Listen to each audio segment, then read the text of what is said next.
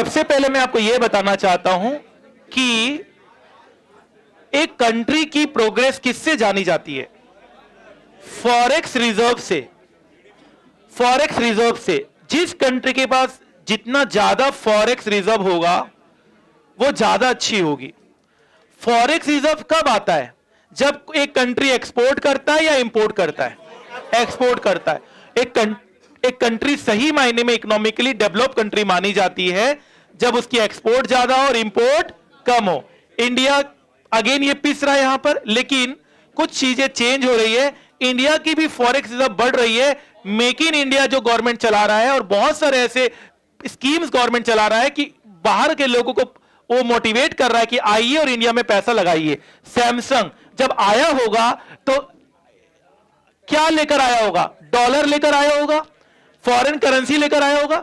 जब Samsung India में आया होगा तो फॉरेन करेंसी लेकर आया होगा, फॉरेन करेंसी जमा किया होगा आरबीआई को और रुपए बाई किया होगा और फिर इंडिया में आया होगा। तो आरबीआई के पास फॉरेक्स रिजर्व बढ़ गए।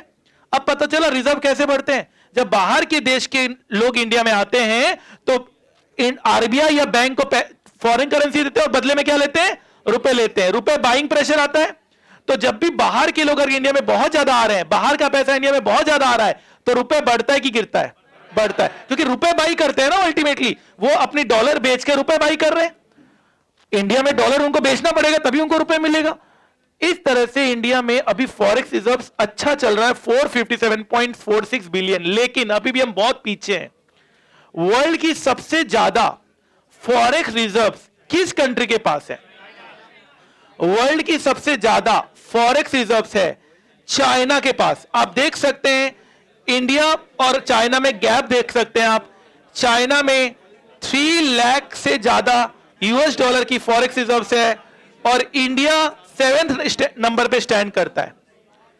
वो भी गवर्नमेंट के इतने प्रयासों के बाद।